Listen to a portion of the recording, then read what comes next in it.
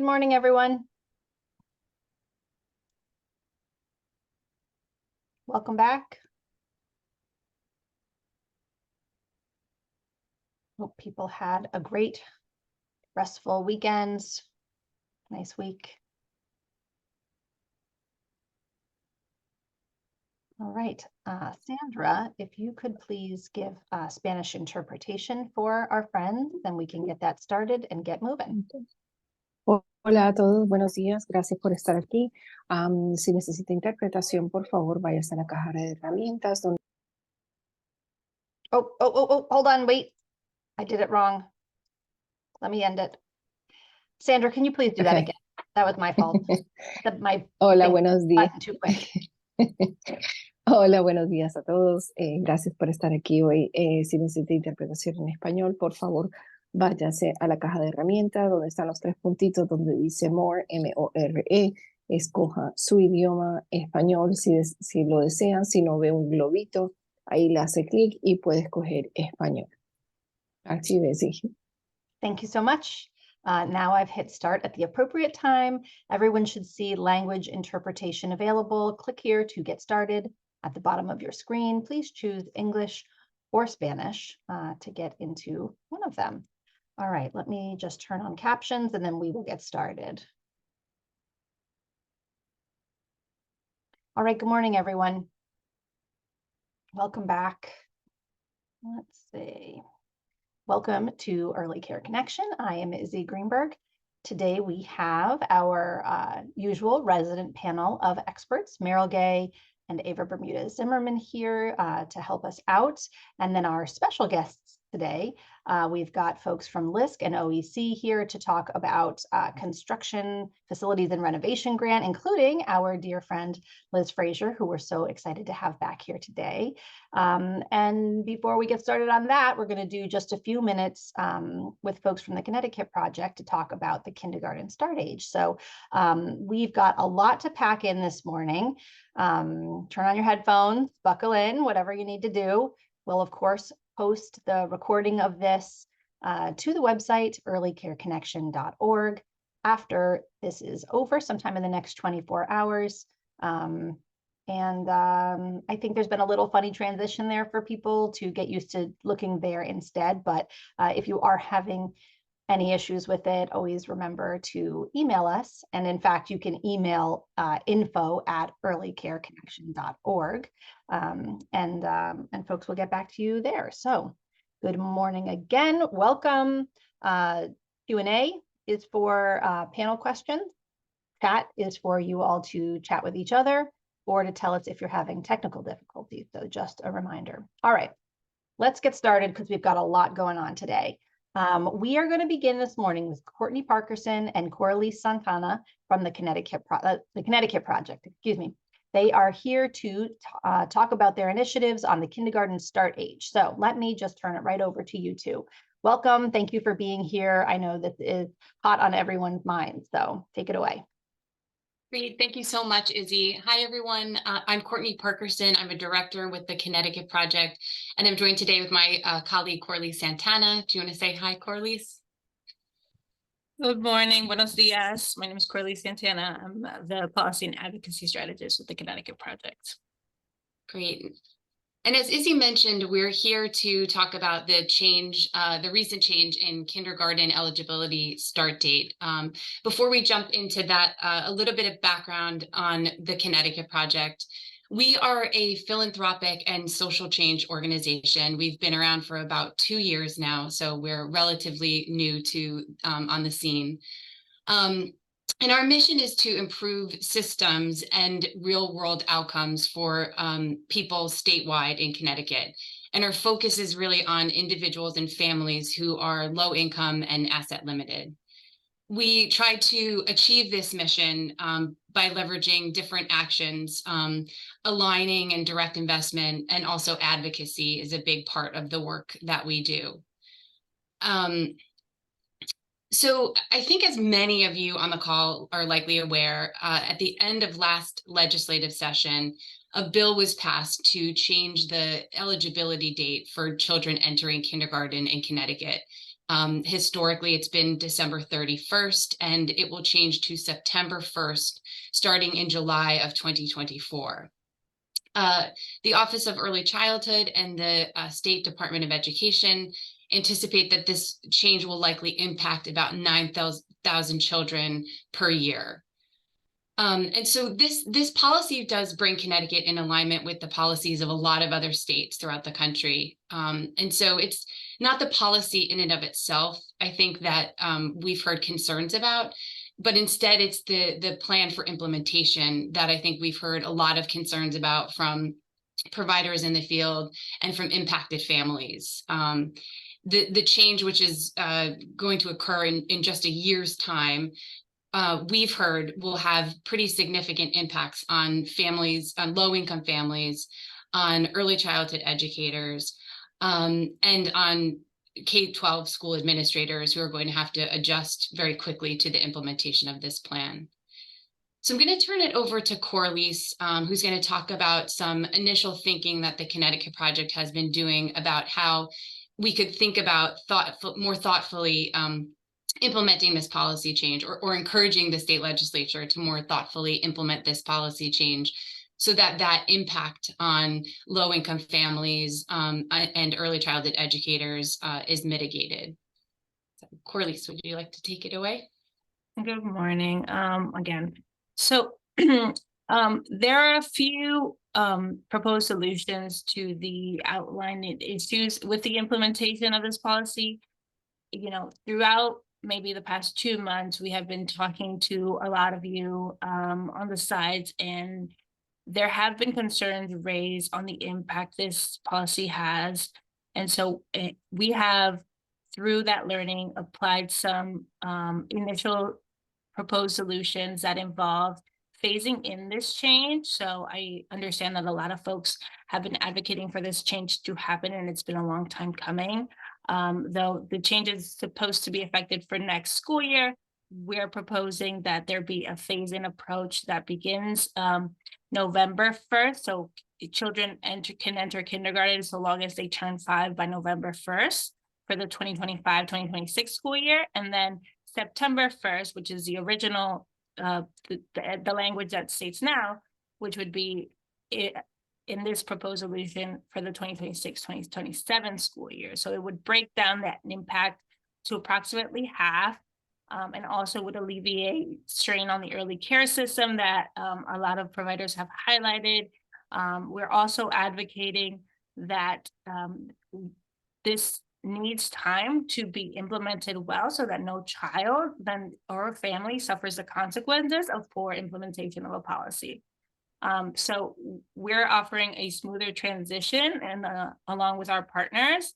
And what we've heard is that there is an increased need for additional funding for subsidized seats. If these children are no longer going to be expected to enter kindergarten, then the early childhood education and care system needs an influx of cash to be able to support the additional students staying, in preschool and the early care system an additional 1 to 2 years.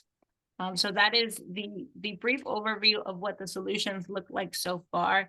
In the chat, we will drop what will, if you're interested in learning more about this, we will drop a contact form so that we can speak to you in a little bit more personal setting as you all have time. But if we can look at the next slide, what we're mounting together, this is a snap view of what the campaign will look like, right? So what our goal is that everyone benefits from the kindergarten start age at age 5. So we need support for this to happen. There is an increased burden and an equity concern around how this policy is being implemented that is totally a preventable consequence if we get the legislature to revisit the effective date of this policy. And so I am happy to share the materials with anybody who is interested as we drop that contact link in the chat. But for next steps, if you if you are concerned about this change, if you're concerned about it starting in 2024, if it's going to have an impact on your childcare business, or you yourself finding childcare, then we encourage you to reach out to the education committee chairs and tell them your concerns, because a lot of times legislators don't know what the implications are until they're already happening, and we don't want to wait till it's too late. So please join us in advocating for equitable implementation and ensuring that this is of benefit to every child in your care. Thanks, Coralees. So while Coralees drops the link to the Google form that you can complete for more information, in case anyone's looking for it, these are the education committee chairs and their contact information. So in terms of next steps, you can fill out the form that Coralees is dropping in the chat if you are interested in becoming involved in this effort, or would like to learn more. You can also start reaching out to legislators to let them know that this is an issue that will impact you, your program, the families that you're serving, and express some of the concerns that you have. And this is Coralees's contact information as well, if you're interested in reaching out to us at the Connecticut Project directly. And no, I do speak Spanish, so if you're comfortable reaching out in Spanish by email or phone call, I am happy to do that as well. Are you folks willing to share this presentation with us after this is finished? Can you email it to me so we can share it out? Absolutely. And thank you so much for making it in English and Spanish as well, proactively. I love that. We have one question from Beth Ann. Are you comfortable taking questions? Sure. Absolutely. All right, Beth Ann, you're welcome to join. Hopefully that was a hand raise on purpose. Nope, hand raised down. Okay, no problem. Every time I think we should take comments from folks. We still haven't quite all gotten it right, and that's okay. I know it's really, really easy to happen. So sorry, and it's no problem, Beth Ann. Okay, so any questions from Meryl or Ava? Anything that you guys want to ask? And then we do have one question from Lisa, and we've only got a few minutes left on this segment. All right, Lisa, if your hand was up, you can go ahead.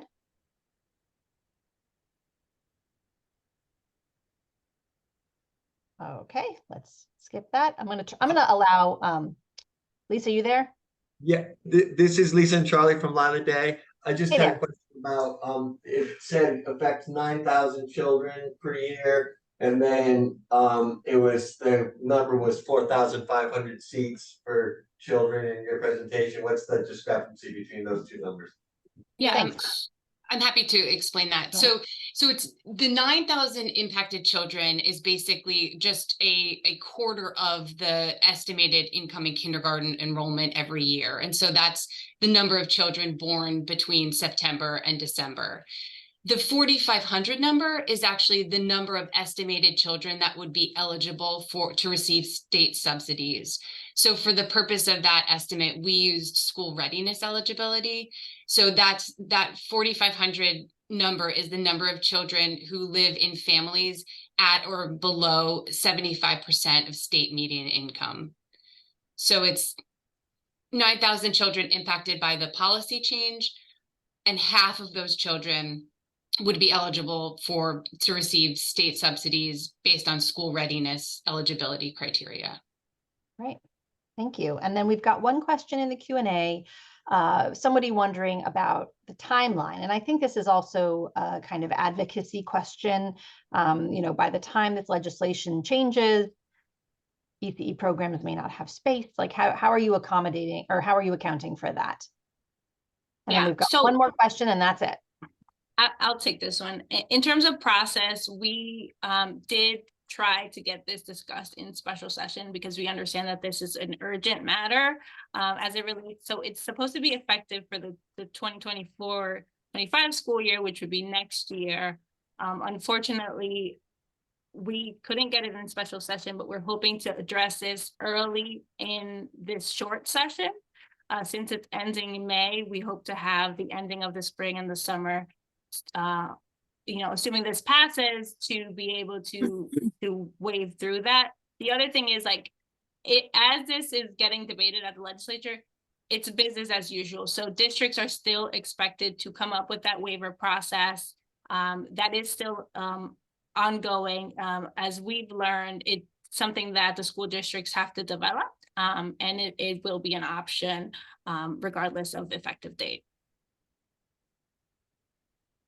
Thank you. And so someone's wondering about the district waiver, and then someone else commenting that not only low income families will struggle with this, paying for an additional year, as we know the cost of childcare is exorbitant and unaffordable for most families, having nothing to do with how low, how little money programs and teachers make. But subsidy will not solve the problem for everyone. And this is also an issue of whether programs will even have room.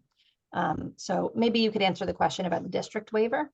Yeah, that's a good question. To my knowledge, so far, there has been very little guidance issued yet by the State Department of Education regarding the way that the waivers could be implemented in K-12 districts. The legislation outlines a waiver process, but so far, I don't think there's been a lot of concrete guidance. And so I think that's another reason to really think about the careful implementation of this plan and why implementing this change within one school year is just not enough time for both the early care and education system to absorb the impact, as well as the K-12 system.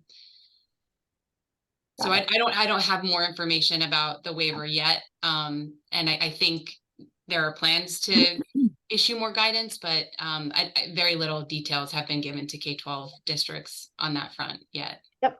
So, okay, so we need to wrap this up, and we've got so much to cover today. So I don't mean to cut you guys off, but I think as more information comes in and as there's more to report out, we would really love to have you all on again, or there are certainly others that we could include in the panel to talk more about this. I know it is really on folks' minds and could be a real mess if implemented poorly, as you have highlighted. So I want to thank you so much for coming on this morning, and invite you back when we have a little more information to share.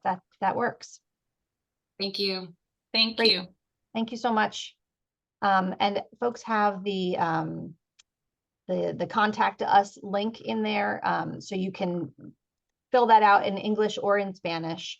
And so, you guys have that, and we can now begin that direct communication. So, all right, awesome, thank you. Okay, 1 second. Let me figure out what I'm doing here. I just need to change the way that this looks a little bit. My apologies, folks. Okay, so moving on. Thank you for that. We are going to go right into our next section, which we're so excited to have our friend Liz Fraser back on Early Care Connection this morning. And we have, of course, missed her. She is now working for LISC, the Local Initiative Support Corporation. She's joined by her colleague, Kadeem McKoy, and also from Kathleen Hindman from the Office of Early Childhood. They are here today to talk about a facilities grant that can be used for construction and renovation. I know folks have been asking me about when you guys could come on, so we're very happy that this is finally happening. And let me just turn it right over to you. Welcome back, Liz. So good to see you. Hey, it's great to see everyone. I'm missing everyone and all the people and attendees every week. And hopefully one day I can be back after I get this project off the ground, and I can come back for a while. Anyway, work, so it's great. What's that? You're doing important work, and it is great, and it's great to see you here. I am also gonna you have a presentation to do? Yep, You're gonna I do. share your screen? Okay, you should be all set to do that then. Okay, I'm going to share my screen because today I am here to speak about the Connecticut Early Childhood Facilities Construction and Renovation Grant Project. And before I go on, I just wanted to reintroduce you to Kathleen Hindman, whom you might not know from the Office of Early Childhood. She started about a month before I started. So we're all in this together. And she's been a very supportive Office of Early Childhood connection. So we're really grateful for her. and Kadeem McKoy, who you might not recognize because he's new to the world of early childhood. And he has been learning all about not only early childhood, but about facilities, about LISC, and about all sorts of things. So we've been in this together from the beginning, and he's been a godsend as far as technical things. As you know, it's not my big forte. So with that, I'm just going to share my screen.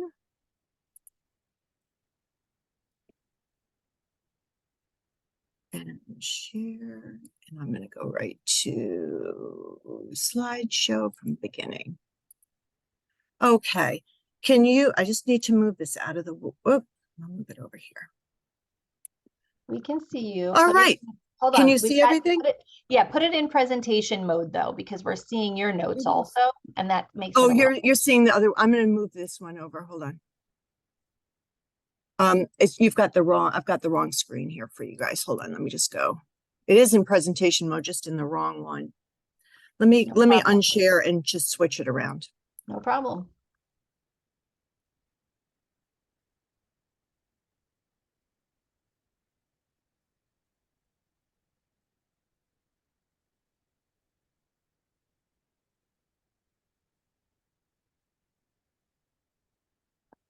All right, let's see if this will work better.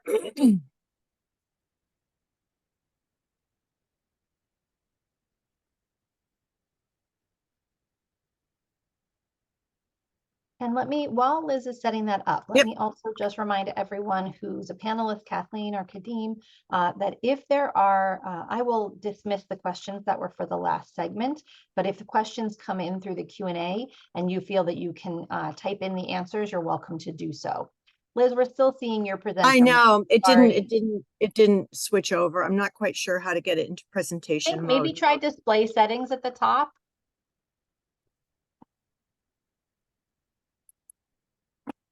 Oh, here, let's see. Oh, here, swap. Yeah, this is it. Got it. There Is we that go. better? Perfect. All Yeah, right. perfect. Thanks. All righty. I'm going to then, you're going to see the side of my face. So I'm just going to go off camera. Okay. So let me go back to the first part here. And as you know, my name is Liz Fraser, and now in my new position, I'm the program officer for LISC Connecticut. LISC is the Local Initiative Support Corporation, and we are partnering with the Office of Early Childhood to facilitate the Connecticut Early Childhood Construction and Renovation Grant Project. And this type of opportunity does not come around often because there is $13 million of grant funds available to support construction and renovation projects for the entire early childcare community. So who is LISC? No one really knows who we are because LISC has generally done their work in the field of housing and community lending and supporting businesses growth, especially in terms of housing and community organizations. So we're one of the nation's largest community development financial institutions, and we're focused on addressing all of the social determinants of health, housing, financial stability, community health, public safety, and education by supporting place-based community-oriented strategies, addressing root causes, issues, and building cohesion across diverse groups. And we have 36 local offices. We're actually a national organization. We're a hub, one of the Connecticut hub, which is one of 36 local offices. And we also have a rural program. We reach nearly 2,100 counties across 45 states. And what we really do is we secure funds from both public and private folks. And we grant it or lend it to folks in communities across the country. Okay, and our model basically is we're an investor, capacity builder, convener, and innovator. We pool public and private dollars and work with local partners, providing grants, loans, equity, and technical assistance. And they also do lead advocacy efforts on a local, regional, and national policy and support people in places. Okay, enough about us. So this project is in response to an early childcare crisis in Connecticut, and we know that much of Connecticut has a severe shortage of infant and toddler capacity, and in some areas, still preschool capacity. The Office of Early Childhood is directing ARPA funding to this project so that Connecticut can increase the capacity of infant toddler care, which we know is desperately needed, and to increase preschool capacity in the few areas that are still preschool deserts, and also to improve the health and safety and overall quality of our existing early care environments. Additionally, the focus is on areas of high need and communities and programs that are often not able to access this type of funding. So in order to ensure the equitable distribution of funding and an informed process, what we've first done is established an advisory committee, which has helped us with the project development and the details, including eligibility, how the application process will work, and the equity and opportunity issues that really need to be in place to make this an equitable project. What this project will do is give childcare providers funds for construction of new sites, expanding childcare facilities, renovations, and purchasing furniture and equipment for their projects. So what are the goals? Increasing the capacity for infant and toddler care in childcare deserts and areas of great need is the first goal. Increasing access to preschool in areas that need increased preschool capacity is the second goal.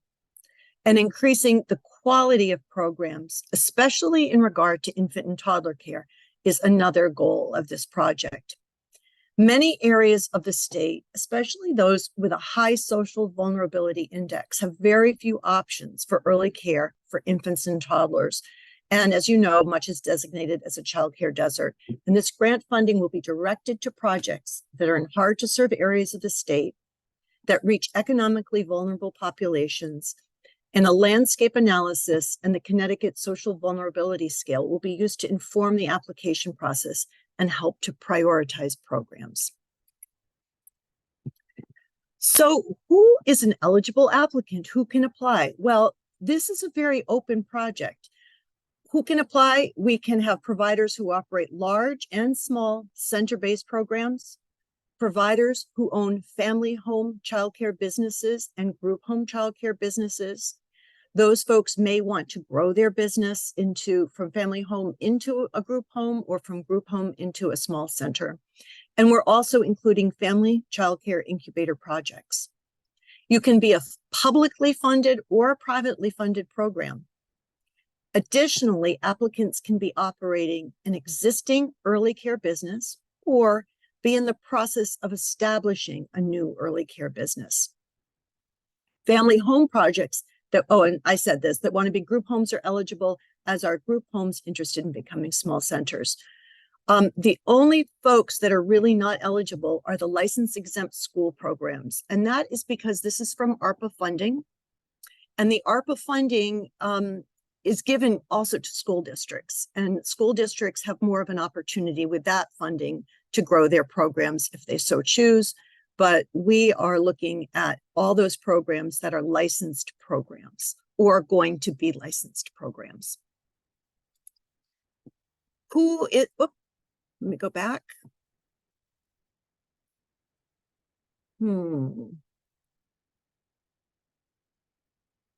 I just need to go back, hold on. Okay, who is eligible to apply?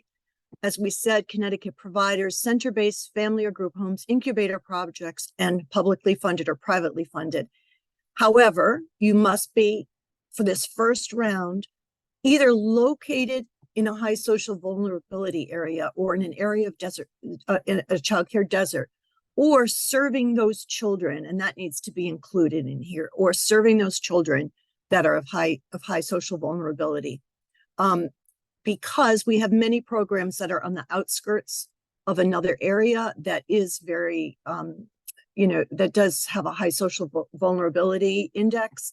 And we want to make sure that those children are included. So it doesn't rule you out if you're serving children that are of high need.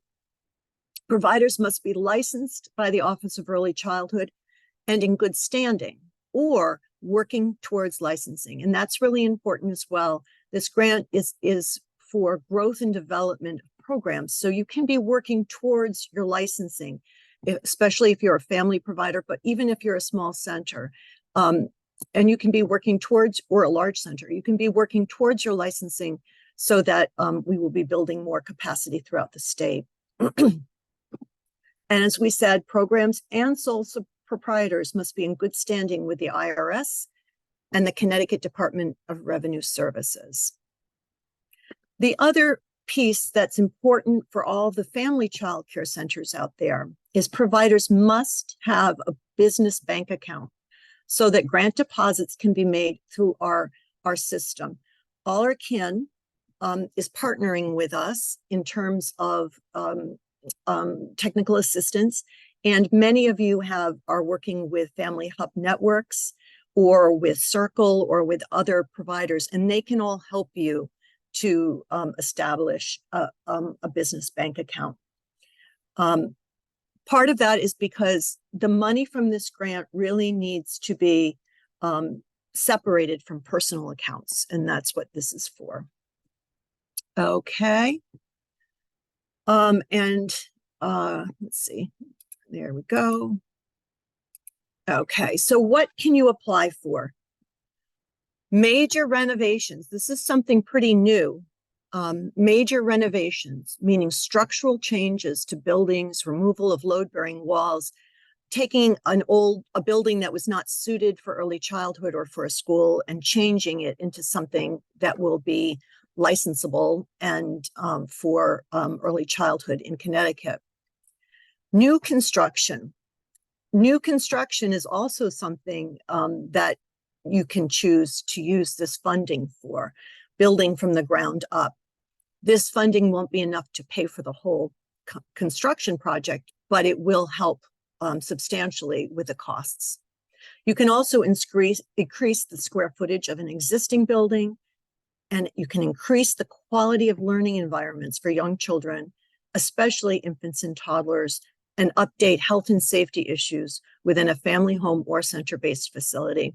So we're really looking at a lot of different projects you can apply for, from major renovations all the way down to really just updating your health and safety issues and your learning environments.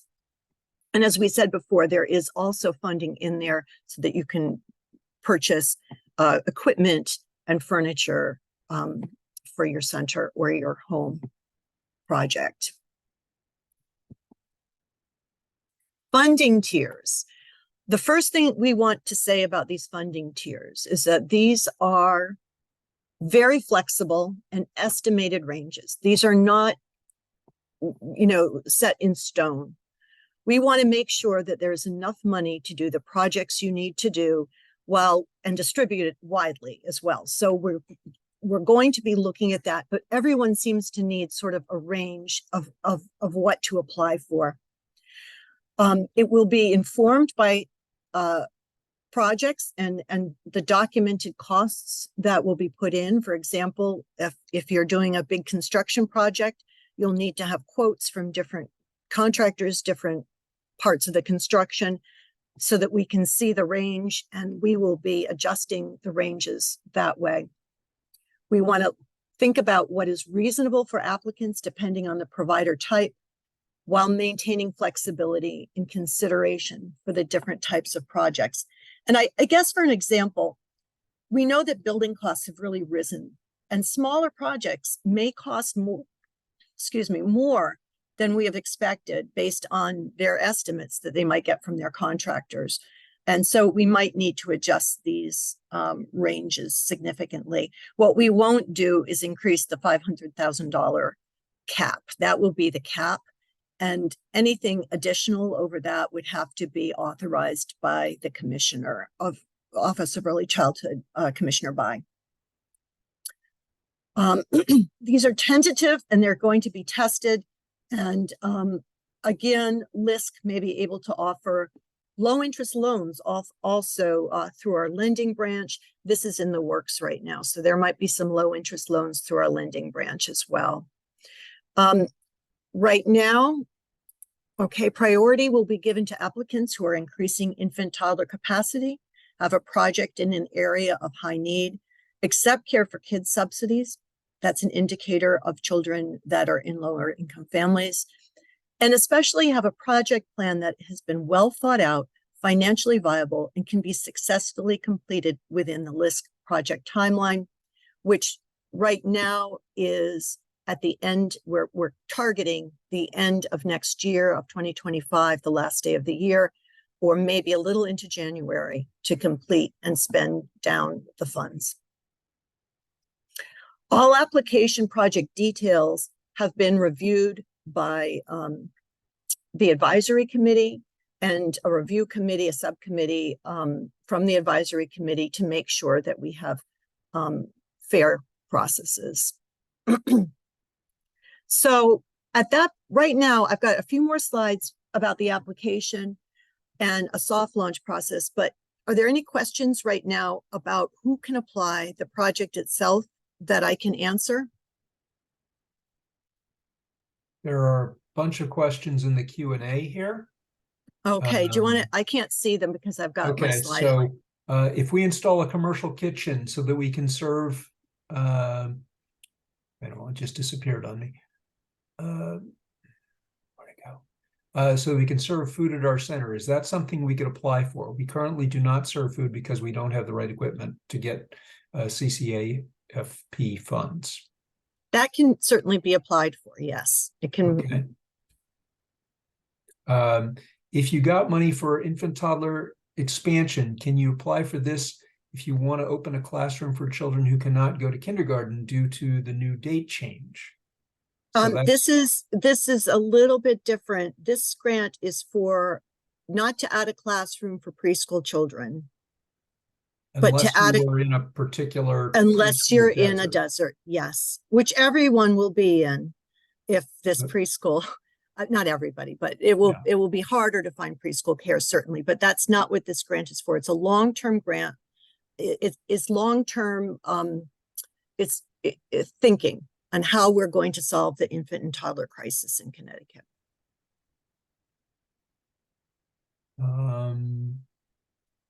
There's a question here. How is OEC going to make a change from a group to small center?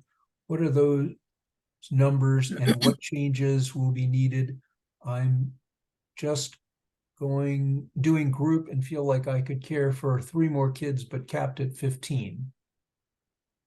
I think that's something probably need to talk to the OEC navigators. Yeah. Well, Kathleen is here as well. Kathleen, would you like to comment on that? Sure. I would say for anyone asking a specific question to their business, reach out to your licensing specialist as a first step. The LISC, the focus of LISC's work is not going to be helping individual centers navigate their licensing requirements, because you already have a licensing specialist assigned to you. And if we are meeting with their supervisors to, talk about when this grant opportunity will be rolled out in early November so that they're prepared. But any specific questions for your site, please start with your licensing specialist. And I will just say right now that can also include with your licensing specialist or other consultants you work with, looking at your program and doing a facility assessment about what is needed to either increase quality or to increase capacity for infants and toddlers, or in those childcare deserts, preschool as well. So your licensing specialist can really help you to determine from what they see every time they visit on what you might need to do to improve your program or add capacity. And that will be part of your one of the narratives you'll have to do as well. So here's another question. Is this a loan or a grant that doesn't have to get paid back? It's a grant that doesn't have to get paid back. It's pretty nice. And then you also mentioned that if that grant wasn't enough to do the whole project, because you had a big project, there might also be, LISC might also have some low interest loans that could be used. Yes, LISC, that's what we actually do, is provide loans most of the time for businesses, for community organizations that have building projects or housing projects. And right now we are working with some different partners. Our lending department is working with different partners to set something up so that there could be very low interest loans available. But this is primarily about getting $13 million in grant funds out the door. This is about getting very quickly $13 million of grant funds out the door for projects. Saying that, when I go through the application process, we've thought this out very carefully to make sure that no one really is left behind. Everyone has an opportunity for this grant. Not everyone will get it because there has to be, depending on the number of applications we receive. But there will be a process that allows time for some projects that might not be fully fleshed out, and in a way to make it equitable so that programs that have more capacity for actually writing grants and have staff available to do that don't have a huge advantage over those programs that might need more time. Okay, so the questions keep coming in here, so let's try and do them rapid fire here. Do you have to use a licensed contractor to get funds? Yes, absolutely. And you need 3 quotes. Okay.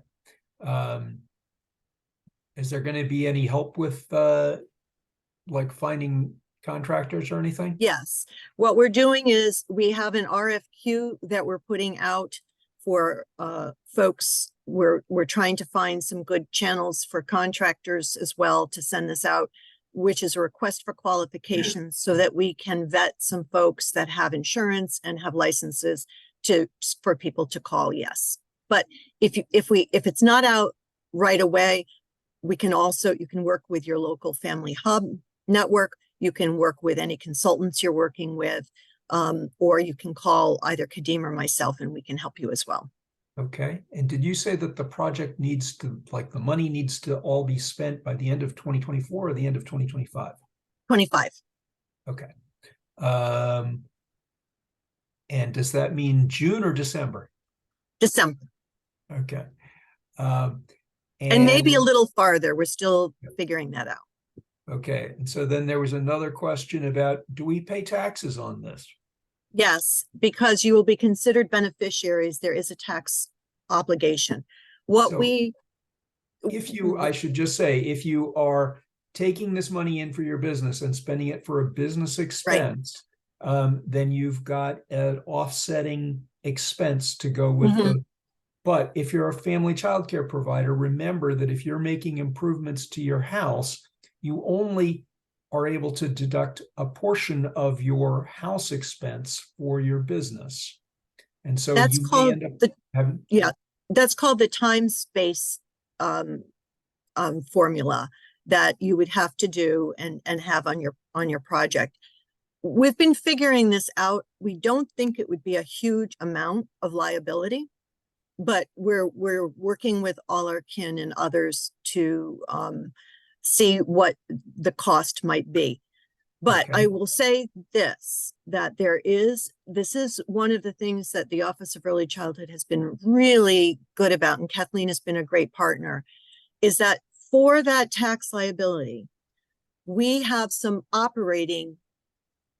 administrative funds that we can add to the grant if there will be a really steep tax liability. So we don't want people to not apply because of this. What we will do is add some funds in for administrative costs that can be used towards that tax. Okay, and so you've still got some more slides to go through, but there are still more questions here. Which do you want to do first? Are the questions about application processes and how to apply? So there's one here about how do we find out the location of childcare deserts? Who determines? Okay, yes. Why don't I go through the application process first, and then we can talk about that. Yeah. Okay.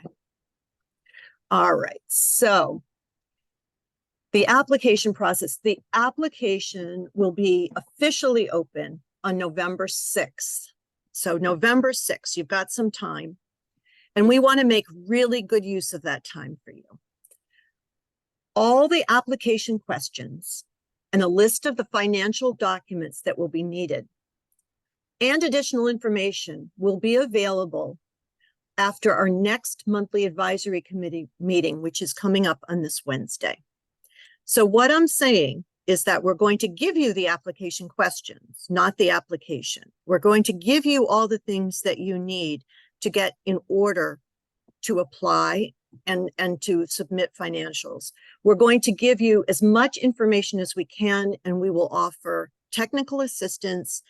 I'm going to have open office hours where you can join a Zoom at your convenience. Well, when they are, but you can join a Zoom when I schedule them, and I'll schedule them some in the evenings and some during the day. And we are going to give you all the information that you need to be able to quickly fill out the application on November 6th when it becomes due. You will have all that time. If you're not fully licensed yet, you still have time to get licensed, and you can still fill out the application not being fully licensed. And if your project is compelling enough and earns high scores on the review committee, then that's okay. We're not going to consider that you're not going to get the grant. We're trying to make this so accessible that everyone can apply, everyone has equal opportunity. So right now what we're doing is, and as I said, this will all be available after Wednesday, this week sometime. Right now, what we're doing, and you might have heard this, is we're in a soft launch phase of this project. What we're doing is testing out all of our systems, our LISC systems, because this is a new project, and we're making sure everything runs well. We have 4 center-based projects and 1 incubator project that's testing this system out for us. So far, with that system, it has gone pretty well. We also just started the family soft launch as well, and we're going to be monitoring to see how that goes. We want to make sure that there's enough technical assistance and supports there. I just want to say how these projects were selected. They were selected through our advisory committee. They gave suggestions of projects that they thought would receive this grant if they were doing it in the full launch, because the projects were that strong. However, the soft launch candidates have to go through the same review process, and they're not guaranteed the funds. They have to have the same scoring rubric that you all do. The only thing that they're doing is testing pieces of our application process and our back end stuff that is a little tricky. And we're trying to work on it, like how we gather data and information, and we're making sure our processes work, how we communicate. And so they're testing all that, which is a little bit of a pain for them, because we want it to be really smooth for all of you when we start on November 6th. As I said, they'll go through the same review process, and they must meet the same standard to move on to the second phase of the application process. So what's going to happen is the application will be released on November 6th, along with a checklist of documents you will be asked to upload. Grants will be submitted after November 6th, and there'll be a month to do those. After November 6th, there'll still be a month to submit them, and they will be reviewed by a grant committee with a rubric which emphasizes the overall goals and equity of the project, and projects will be selected from that for financial review.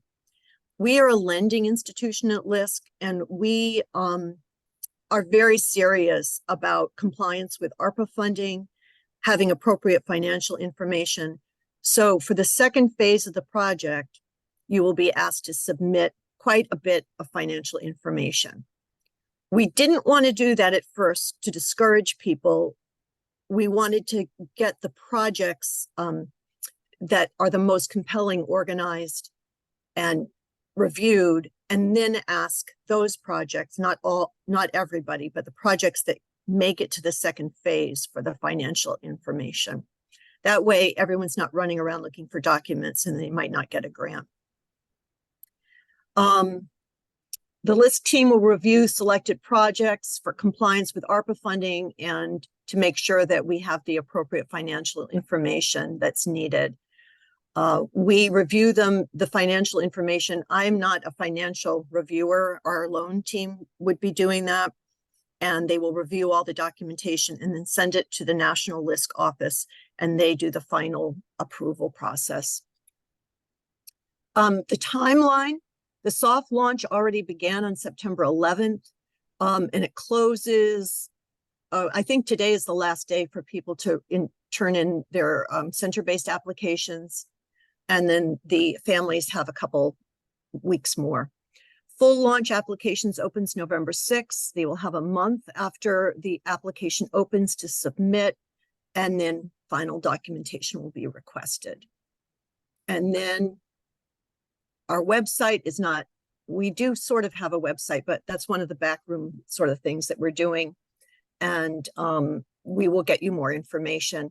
But right now, what I would like to do before we have questions is, Kadeem, I'm going to stop sharing.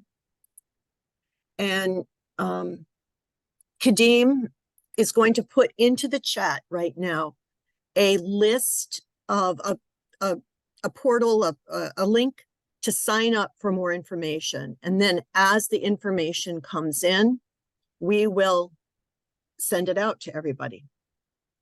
So you can, where do we start to apply? You can't start to apply until November 6th. November 6th. There's only a few programs that are in that process right now, and it's only so we can test everything. November 6th, you can start to apply, and it will be, we will send it out on the if you sign into the link that Kadeem just put in the chat, everybody on that list will be getting the information. We'll also put it on the listserv. And I'm not sure what phone number. Virginia, could you just put in the chat what phone number? And then I'm happy to answer other questions because there's lots of them, it seems. Oh, the last slide. Kadeem, can you put both the email information, our fund email, and leaving the voicemail at the number into the last slide? Thanks. Okay. Questions? All right, we got a whole bunch of them here. Let me get up to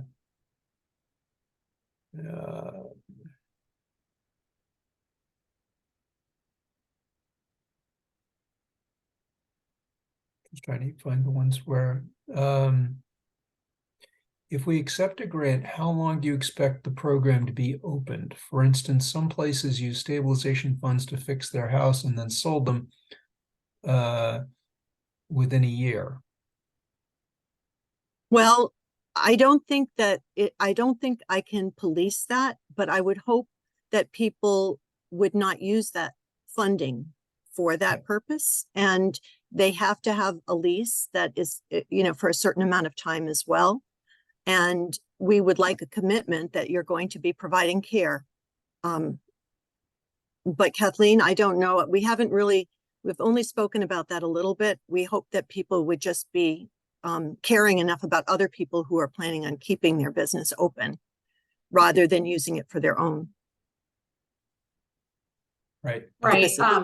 So there are a few questions. I know, Liz, you can't see the questions while you're presenting, but there are a few questions related to things like that. There's one that seemed to be related to fraud and first of all, I think the Q&A section should be limited to questions related to applying for the grant and what the Yeah. scope of the grant is, not, Okay. whether the state is going to go after people who use funds for purposes for which they weren't intended, or there's sort of an editorial thread Yeah. going on too. Just it's hard to answer the questions if it keeps zipping by with people's commentary. So if you Yep. could limit that in the Q&A, but in general, Can I the just state- interrupt and ask folks, those kinds of things are perfect for the chat, because that's more of a Exactly. conversation between our community. So it does make it a little hard to figure out what's in the Q&A when it's full of both questions and comments. So folks, just know people will read your comments if you put them in the chat. So comments in the chat, questions for this panel in the Q&A. Thanks so much. So Thank there's you, a Izzy. question here. How do we find out if the location is in a desert, and who determines if you're The childcare desert. yeah. The Office of Early Childhood, there's several ways that we're doing this and we're cross-referencing. The Office of Early Childhood has put together for other grants a table with that information in it. And we can share, I believe, that information at some point so that you know if you're in that area. I want to be clear, though, that if you are in, I had someone from a town call and talk about their center, which is in a wealthier town and yet is serving children in the lowest income area of the town.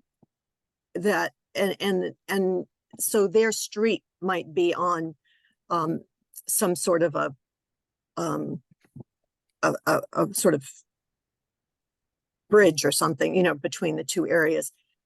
If you can show that you are serving children of low income in areas of high need, that's okay. You just have to put it in your application and explain that. And we will consider that as well.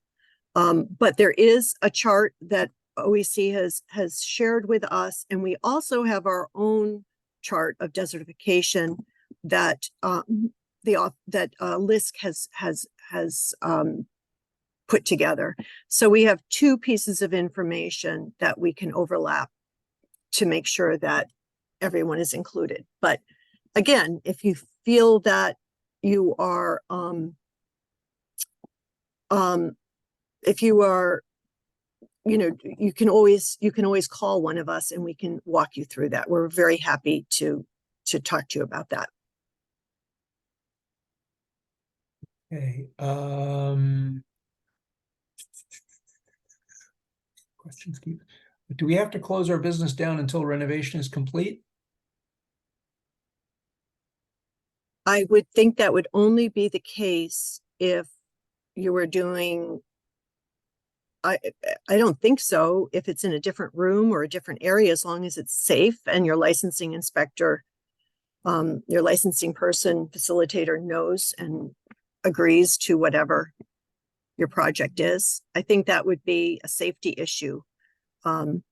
But maybe for larger programs or something with major renovations, but you might be able to, you would have to figure that out for yourselves. That's not something that I would be comfortable talking about. Okay, another ask for the a map or something to show whether or not people are in the right area to quote. When you say 3 quotes are required, if we are in need of a new floor and roof, we will need 3 separate quotes for each renovation as we are requesting, correct? If you're looking for a roof and the same construction company isn't doing the roof and the floor, then yeah, find a roofing person. If it's 2 quotes, that's fine. LISC really likes 3 quotes. If you can't get them, then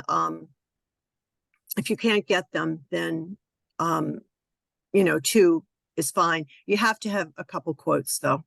And then if it's a different person, yes, you would have to get someone to come in and do the flooring.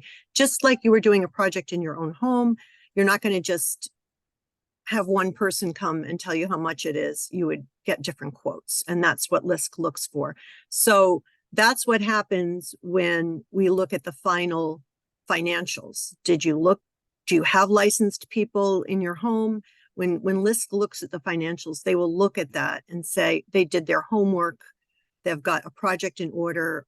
The funding makes sense. You know, that's what the financial review is for as well. Oh, and Kathleen, for everybody, just put the index list, which is available on the OEC website, right into the chat. So you all have the same thing I have. And I'm not sure if, because I think I ran into the same problem earlier when I sent out the link for mine. I sent it to the hosts and panelists. You might have to switch that to everyone because some people were saying they couldn't see my. I can share it. just did Thank it. you. Yeah. No. Oh, Meryl beat me to it. There we go. Perfect. So that's my link. And then can we just make sure everyone got Kathleen's link too? Because I think hers was sent to the host and panelists. Sure, I'll just double check it. Okay. Thank you. I What, just want to make sure everybody. services for the team, what services do you have for Spanish speakers? What opportunities to connect with Spanish speakers are there available? Well, everything, all the materials we're trying to have translated, it just takes time. And we are hiring some translators as well. Our procurement process at LISC takes a lot of time for different reasons. So we're in the process of doing that. Meanwhile, All Our Kin is our partner. And for questions in Spanish, we can contact All Our Kin. I don't know if anyone from All Our Kin is on, but if you contact Molly, can you put Molly's information in, Kadeem, and Lorena's information in? And you can also, if you have a family hub that you're working with for family providers, often they have Spanish interpreters as well. And you can ask them. We're working with all of those folks. And I have done these presentations for them already, so they have some idea. And as I said, we're trying to hire someone right now. So there's The another questions question. are all in Spanish. The information is all in Spanish. It's just like this presentation, I have to have translated into Spanish. There are other things that are not in place yet. So there's another question here. Just a heads up, Liz, this presentation and any of our early care connection presentations are automatically translated in Spanish. And now with this new Zoom capability, the recording selection also comes in Spanish. Oh, great. Good. That's perfect. That's great. So there's another question here. Would it be appropriate to request a grant for several different areas at a center, say an infant toddler classroom, a kitchen area, and an ADA playground update? Can we put that all in one proposal, or should we submit more than one application? No, it should be one proposal, and I don't know how the review process will look at that. Again, I'm not choosing projects either. I'm just facilitating this. So they might choose one of those pieces, but if you put it all together, but in the budget proposal, outline each one separately so that they can either choose all three or two or one of those projects. Okay, I think That's it. Yep. So there were a few questions about the soft launch that ended up here. Just so everyone knows, the soft launch is really a test of the programs of the systems at LISC. Everybody who was asked to be part of the soft launch was in a priority area. They were projects that probably would have gotten funded anyway because they were in the priority areas. And so they are just being used to test the systems. It was a very small handful of programs. There's plenty of money left for everybody else. Let me say this too, because I didn't have this in the presentation. I should probably include it. The soft launch didn't have a large amount of money associated with it. And large projects that applied will not get the whole thing for this part of the project. They might get a portion of it so we can test how the money goes out. But we're waiting until the full launch for all the money is distributed. That's number one. Number two, we're putting $3 million aside for family programs. $3 million, is a lot for the family-based programs to ensure that they have the time they need to fill out the applications, that that it's an equitable process, and that they have enough opportunity to apply for these grants. So there's money put aside for family providers. Then there's money for center providers as well, and incubator projects. So we're trying to make it as easy as possible and equitable as possible. As far as the soft launch, the other thing is I did not pick anybody. These were suggestions from the community, the advisory committee community that they sent. And what we did try to do is make sure that we represented all areas of the state. It wasn't always possible, but we did our best.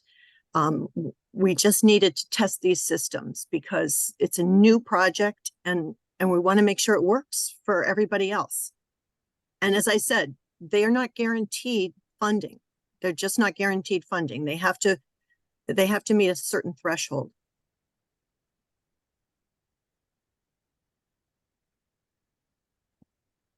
Okay. Any others that are? That may be Are it, but we also, required- Yeah. go the ahead, other- Meryl. I'm seeing, are we required to be registered at sam.gov or have a DUNS number considering the multitude of capital that would be distributed? You know, the SAMS number I just looked at yesterday, and I need to talk to the loan department. You do have to have either a license number or be in the process of, show that you're in the process of getting licensed. But neither of those are the numbers. Yeah. But no, I know. The SAMS number is different, and you might have to apply for that. We're still looking into that. I have to speak to our loan person and find out the LISC rules for that. In other states, Arizona has done some of this, but in much smaller grants, and Rhode Island as well. I think in Arizona, they needed a SAMS number. So that might be one of the things that has to be put in place. Okay. And that's another reason we're testing with a soft launch to make sure that everything we need is in the application. in place. Yeah. So what's the SVI that people will need to have to qualify? Over 0.5 is what the line is right now. So over, that means a higher number. Okay. If it's on the borderline, like I said, we're not trying, part of this process with the advisory is they were very concerned that money go to those programs who generally don't have access to it. And in many regions of the state, there's just not any childcare, and there hasn't been any real money going into those areas. So that's part of the reasoning. And so this is for, if there's money left over, we'll open it up to everybody. But right now, that is what they advised, that we start with high SVI areas. And because those are the programs that would probably be getting that funding first anyway. And why make people fill out applications if they were not going to be getting that grant? Because is there an SVI by street versus town? Yes, areas of towns differ vastly. Kathleen is looking into that as well to see. And if there is by street, we'll use by street. Okay. Liz, here's my question. If at the end of this, I'm going to send you the Q&A so that you guys know what kind of questions folks are asking. I can send you a way to contact those people too. Is that something you guys have the ability to do after the fact, or would knowing the questions just help? But do you have the ability to get back in touch with people if there's any questions that weren't answered? We can. We're just on a very tight time schedule. So I'd kind of like to be able to answer as many as we can today, because if we're on the phone all day right now, we're not getting done what we need to get done so that we're all I get it. All right. I think we've gotten through just about all of these. I mean, everything isn't cleared out here, so it's a little bit hard for me to tell. But I mean, Kathleen and Kadeem, you have access to this. I think we've gotten through everything, right? And I think it says, my email was just put into the chat. And as I said, we'll be doing other presentations. If you would like a presentation for your community, if you are, you know, a school readiness person and would like it in your community, we're happy to come out and share the information with you. We are happy to, we're going to have office hours, as we said, that will be open, and we'll send them to everyone who signed up on that list. There is the email address that Kadeem just put into the chat again for that. And please just put your name on our list one more time, I think, with the list, Kadeem, so that folks can make sure that they're signed up if they have questions or if they want more information. The last three ones that are here, I don't think we've tackled them. One is, do you need a DUNS number to be considered? And I don't know what a DUNS number is, apologies. I don't either. I know the SAMS number. Yeah, DUNS is another one of the government grant numbers. Yeah. We're not sure which one we need yet, but we will check it out and see. So to be continued, okay. So another question here, and this question, there's been different variations of it. It's if they have a project already they're in the middle of the project, but it coincides with this grant and money being distributed, could they qualify to apply? I think that it's all future, but Kathleen, if there's a part of the project they haven't started yet, I think that certainly they could apply for that part. Okay. In other that's words, if they're helpful. doing a roof and a floor and the floor's already started, but the roof isn't, apply for the roof.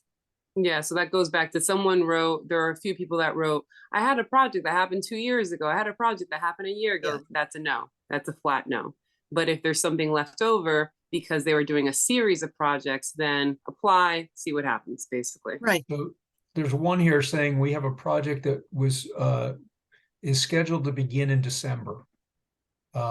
We've applied for a loan, but could we apply for the grant and use the grant because funds and stuff? Yeah, sure. They've already done their work, their homework.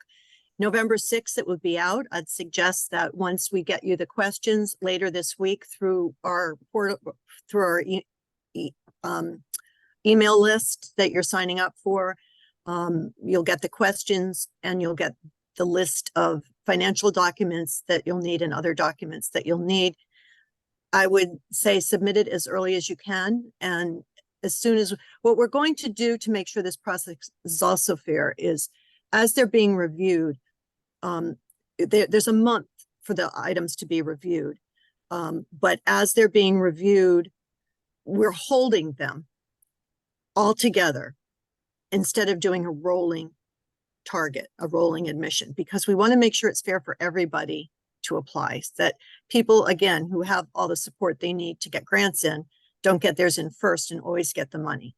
So there's a month to fill them out, but we'll be reviewing them and scoring them as they come in. And then we will be reviewing them quickly and then scoring, coming up with a list of second step grants, which really is just making sure that the financials are in order.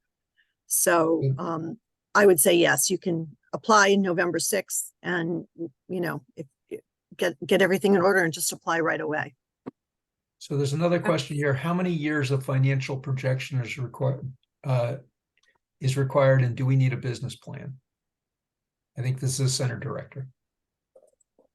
Yeah, I think that anything that you can show to support how you're doing business is important. You do have to have some projections of, and I'm not sure how many years or what. There are projections, so I think at least a year, but it might be 2 years. There will be, and then there will be, I think they're asking for 3 years of back financials. If there's an audit, though, I think they can look at the audit and get a lot of information from the audit. So we're clarifying that with Matt in our loan department as we speak. What's the timeline for awards? Well, the awards will be, hopefully, some of them will be awarded in December because we have a month and then it's the holidays. So I think that people will be able to, you know, get their financials in, and then they will be awarded. It will probably be January when the money actually flows. But I would like it faster than that. So we have to figure that out. Okay, so there's one that says, we are currently looking to expand to a new location. We Mhm. have not found a building that works yet. Should we apply while we're looking for the property? You have to have a building. That's, I understand there are so many projects that I know thought they had a building and don't, or can't find one that's suitable for different reasons. You really do need to have a building. I just don't want you to go through the whole process and then there's not a building and you won't be able to receive the grant. So I would look, as you're looking at the questions and considering the questions, I would really keep looking. Okay, there was a good question that just Someone's vanished. put If you were- something in the Okay. chat that they've already started the project. Can they now apply? As we said, if it's a different part of the project, not Right. for one that's already in place. Not the then- continuation, right? But it has to be a Yeah. new section. Okay. Okay. Just, I So I guess, think- another reminder to everyone who's listening, we had over 300 participants today. And any question, again, I know Izzy said this, but any question that was submitted in the Q&A in the chat, this Zoom recording basically saves all of that content. And Izzy does a wonderful job with all of our guest speakers each week to submit the information to the organizations. Here, it's going to be LISC and OEC. So LISC and OEC could distribute and create their own FAQs however they like. But anyone who has coworkers, friends, other, educators in the system who would like to revisit this recording and revisit these questions, you get to see them in live time when you click on the recording. And FAQs, that's what we will be putting together now as we're getting this information. We'll have an FAQ page. We've actually put a lot of the questions we've had into some of the help materials. The application has help materials for almost every question to help you through them. So linked right in. So all you have to do is push the button and it shows you what you need. What I Okay, didn't well, this see in was- today's call, and I guess we should make a reminder of it more often in our Monday calls. I didn't see a lot of questions written in Spanish.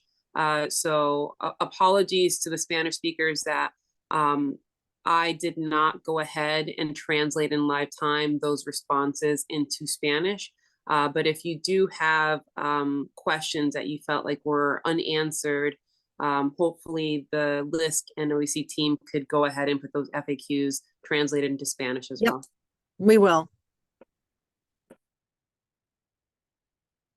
And again, there'll be opportunities for technical assistance through all our kin, through Circle. I mean, all of your facilitators and coaches who are helping you, the hubs, the Connecticut Family Childcare Network hubs, they all know about this project as well. The Small Business Administration in New Haven, they are fully aware of this project and are ready to help. Oh, Women's Business Development Council, how can I forget them? They're great. They've been wonderful partners and they're really able to help a lot of the center-based in particular, but also if you're working with them as a family provider, that's perfect as well. Excellent. All right. Any final questions? Ava, Meryl? All right. You guys, this has been awesome. Good luck, everyone. I hope We're so everyone glad gets that something. we're Thanks so for all glad your this hard is work. finally out. So great to have you here with us, Liz. Thank you so much, Kathleen and Kadeem. We really appreciate all three of you being here for support. And we had a ton of people here today. People are really interested in this.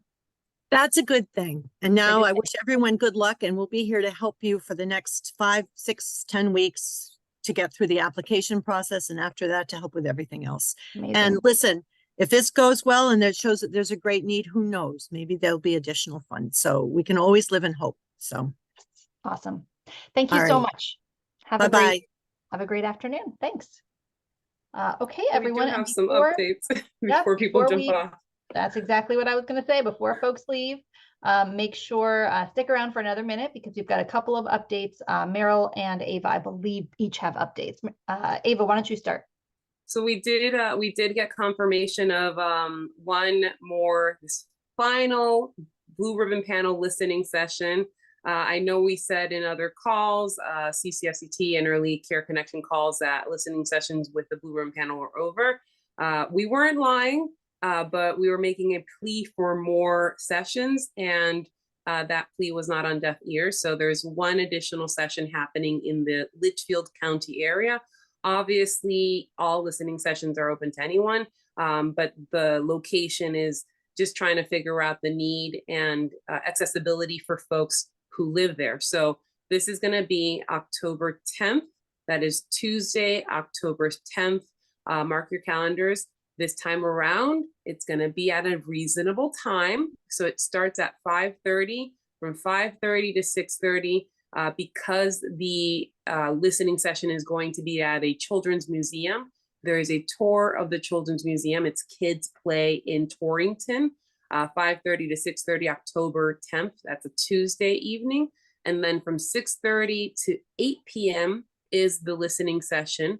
Again, open to anyone at all. And it's the expectation of having as many people there as possible, sharing their thoughts, concerns, parent providers, advocates, anyone in the community, business owners chiming in on the Blue Ribbon Panel.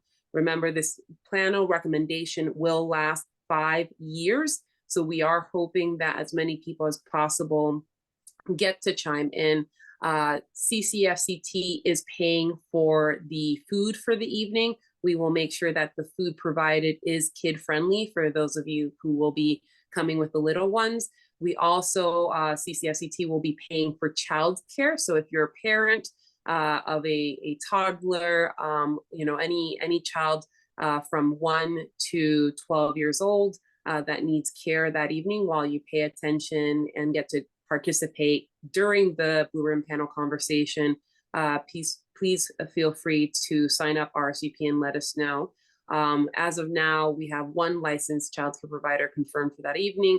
If the RSVP list grows larger and more care is necessary, we will make sure that we have accommodations for more providers available that evening as well.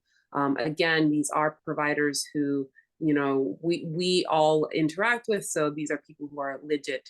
We will also be providing that evening translation. So anyone who does require for this in-person event translation to the materials and the presentation, we'll make sure that we have simultaneous translation as well.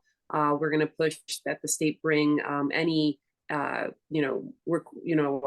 paper or distributed information translated as well. So October 10th, Tuesday, 5:30 to 6:30, tour of the Kids Museum. Again, this is in a kids museum, so feel free to bring the little ones, and then followed by 6:30 to 8 p.m. the OEC Blue Ribbon Panel second draft presentation, followed by comments and feedback from all of you. Okay, I'll pass it back to you, Izzy. All right. Okay. And Meryl, you're up. Yeah, you may have seen that Congress defied the odds and managed to pass a continuing resolution. That just means they kicked the can down the road. The real fight over the federal budget and federal child care funding will continue with a new deadline of mid-November.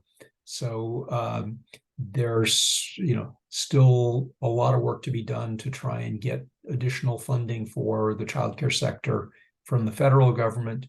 And in the meantime, let's all focus on what the Blue Ribbon Panel is doing. And for folks who can make it to Torrington, that would be great. Ava, do you have any kind of sign up list or anything for people who are going to need care? Can you put that in the chat or? Is he made an action network link? So yes. let's Okay, why grab don't you that. get that into the Thank you chat? for that reminder. Want me to do it? I've got it right here. Oh, you're faster than me. I was still typing. Go for it. Okay, you can use that Action Network link to get all the information that you need. Okay, so that's for the Torrington event on the, what's the date? October 11th. October 11th. Okay. All right, that's it for me. Right, it's October 11th. Let me just make sure now that I just said that, but it's October 10th, Tuesday, October 10th at 6:30. Okay. Yeah, 10th. Sorry about You that. I'm said gonna it and put then it you in had here. me in doubt after me saying the 10th and I double checked. It's the 10th, everyone. It's the 10th. It is, it is. I'm putting that in the chat just to make sure that we've got it. All right. All right, last call. Anything else, you guys? I guess I should mention that the October 10th listening session is made possible by Representative Michelle Cook and Maria Horn. I always love giving credit where credit is due. And if they didn't put this event together, location, conversations, and collaboration with OEC, then we wouldn't be here. So always a collaboration. Happy to collaborate with OEC, the Blue Room panel, and legislators, awesome legislators who are committed to the cause, like Representative Cook. Great. All right. Thank you all so much. Thank you to the nearly 300 of you that showed up today. And of course, Sandra, for providing interpretation for us. Thank you to the Connecticut Project for that information on kindergarten start age advocacy happening. And of course, to Liz Fraser, LISC, Kathleen and Kadeem for helping us understand these construction grants. We are off next week in honor of Indigenous Peoples / Columbus Day. And so we won't see you next week. We'll be back the following week. Does either of you remember what's going on that following week? I think we've got a double header of OEC and DPH talking about COVID issues. And then I think we also have stuff about the audits that are being required with some of the stabilization funding. Okay, great. All right, well, mark your calendars. It's another packed morning. I guess that's what happens when we take all this time off. Have a great week, everyone. Have a great 2 weeks. If you mark the holiday on Monday, I hope that it is meaningful to you. For anyone who marked the holiday last week, I hope that was meaningful to you as well. And it's, as always, wonderful to be with you all. All right, we'll see you next time. Thanks.